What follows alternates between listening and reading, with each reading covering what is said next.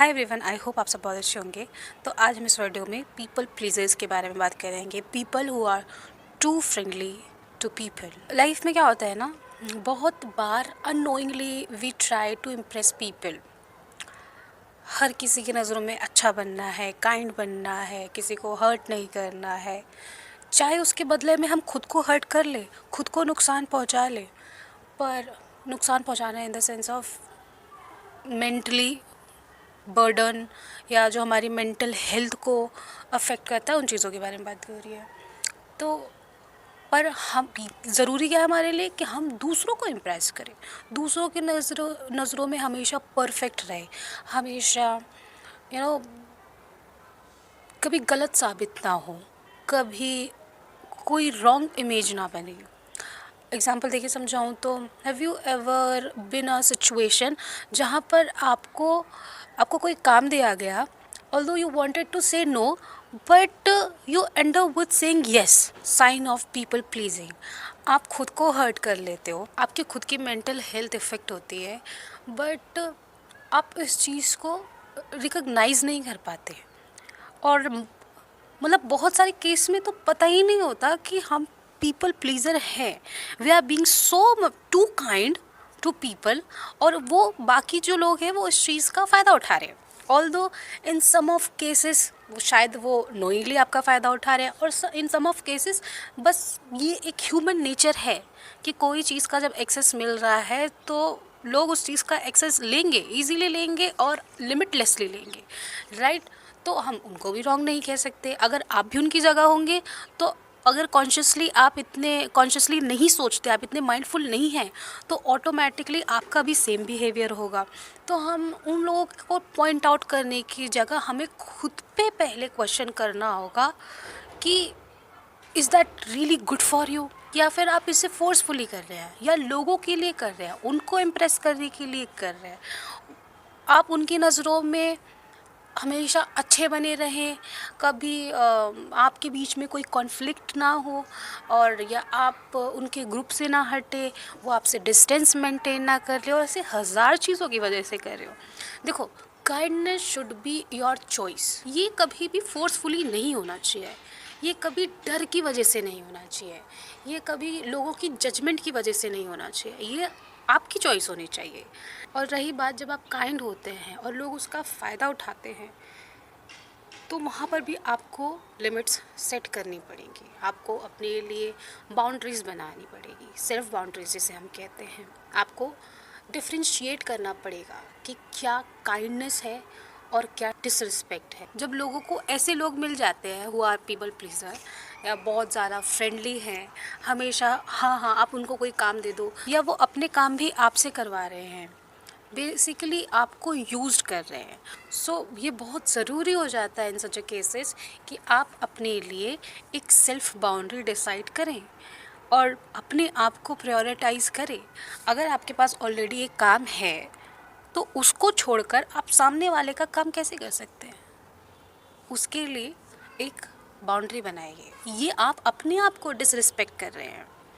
आप उनको for the first time, जब आप हमेशा अवेलेबल थे उन लोगों के लिए, पर अब जब पहली बार आप उनको मना करेंगे ना, sorry I can't go with you, या सॉरी मेरे पास ऑलरेडी बहुत सारा काम है तो मैं आपका ये काम नहीं कर सकती, तो पहले तो दे विल बी शॉक्ड कि अरे ये क्या हुआ, वो डिस्कम्फर्ट आएगा। और मे बी जब विद टाइम जब वो जान जाएंगे कि अब आप उनके किसी काम के नहीं हैं, अब आपको वो यूज़ नहीं कर सकते, तो मे बी वो आपसे डिस्टेंस बना लेंगे। मे बी हो सकता है कुछ कॉन्फ्लिक्ट्स हो, पर remember remember that's the time where you should choose yourself over them, because at the end of the day आपको खुद से डील करना है। At the end of the life you will have yourself only, ना कि वो सब काम नहीं आएंगे। आपकी डिफ़िकल्ट सिचुएशन में, आपके अप्स में, आपके डाउन्स में, आपकी लाइफ की किसी भी सिचुएशन पे आप खुद को पाओगे, ना कि उन लोगों को या किसी और को। तो इट इज़ वेरी इम्पॉर्टेंट कि आप खुद को प्रायोरिटाइज़ करो, खुद को रिस्पेक्ट करो, खुद की चीज़ों को पहले रखो और खुद को खुश रखो। अपनी मेंटल हेल्थ का ध्यान रखो, उसके लिए चीज़ें जो ज़रूरी है वो करो। लोगों को इम्प्रेस करने की बजाय खुद को इम्प्रेस करो, खुद को खुश रखो, वो बहुत ज़्यादा इम्पोर्टेंट है। आप ये डिसीजन लेते हो कि आपको अब खुद को प्रायोरिटाइज़ करना है। अगर आप कोई काम किसी और का करना चाहते हैं तो वो आप अपनी चॉइस से ही करेंगे, not because of you want to impress them, but you genuinely want to help them, you genuinely want to do that work. ये कभी भी इस वजह से नहीं आना चाहिए कि यार मेरी उसकी बिगड़ जाएगी, वो मेरे बारे में क्या सोचेगा, या आप अपने बारे में ऐसे मत सोचो कि आई एम बीइंग सेल्फिश, मैं अपने मतलब के लिए इनके साथ हूँ, ये वो नहीं। आप अपने मतलब के लिए नहीं हैं, आप अपने लिए हैं। आप अपनी मेंटल पीस के लिए, अपनी मेंटल हेल्थ के लिए, अपनी प्रायोरिटी सेट करने के लिए।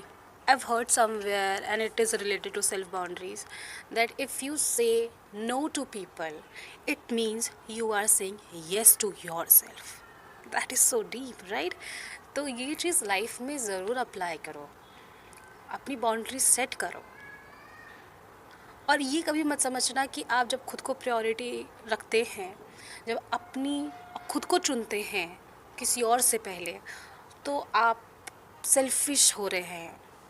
ऐसा नहीं है, आप बस खुद को रिस्पेक्ट कर रहे हैं, अपने आप को खुश कर रहे हैं, आप किसी को हर्ट नहीं कर रहे हैं, आप सेल्फिश नहीं हो रहे हैं।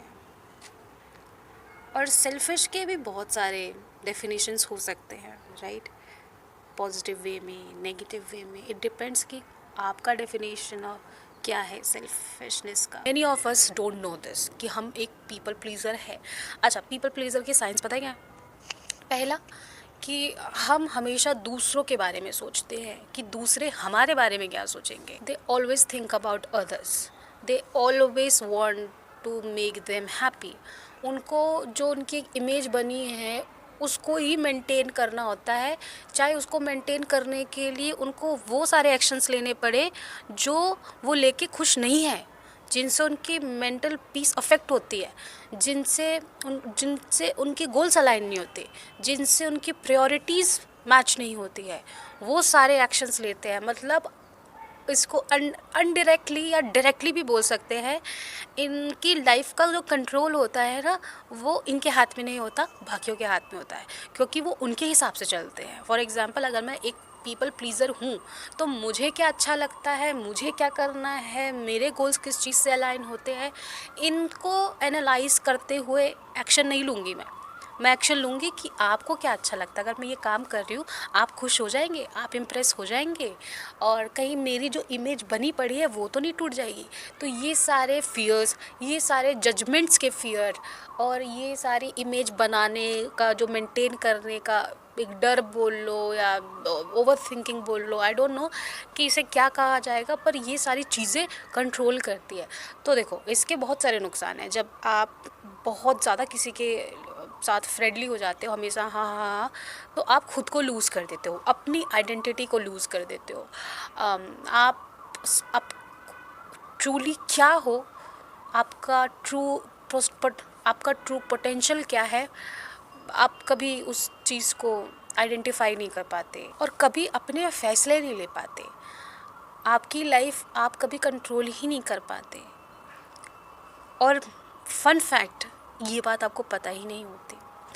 आप सोचो ना, आपको जब ये नहीं पता कि आप एक पीपल प्लीज़र हो, आपको लोगों को खुश रखना अच्छा लगता है, चाहे भले आप दुखी हो रहे हो उस चीज़ से, तो ये कितनी अजीब सी बात है ना। तो जब आपको यही नहीं पता, तो आपको ये कैसे पता चलेगा कि आपकी लाइफ उनके ज़रिए कंट्रोल हो रही है। एंड वो इट्स नॉट कि उन्होंने आपकी लाइफ कंट्रोल की है, इट्स कि आपकी लाइफ का रिमोट है, आपने उनको दे दिया, लो जी जैसे मर्ज़ी यूज़ करो। अब वो कोई सा भी बटन दबा के कोई सा भी चैनल लगा लेंगे, कोई भी इमोशन उनको प्रोवोक कर देंगे, ट्रिगर कर देंगे, है ना। आपके कोई सी भी डिसीजन ले लेंगे। तो इट्स सो फनी। तो प्लीज़ अपना रिमोट कंट्रोल अपने हाथ में रखो, ओके। अपनी लाइफ के डिसीजन अपने हिसाब से लो। पूछो खुद से, do you really want that, do you genuinely want that, या वो कहीं और से आ रहा है।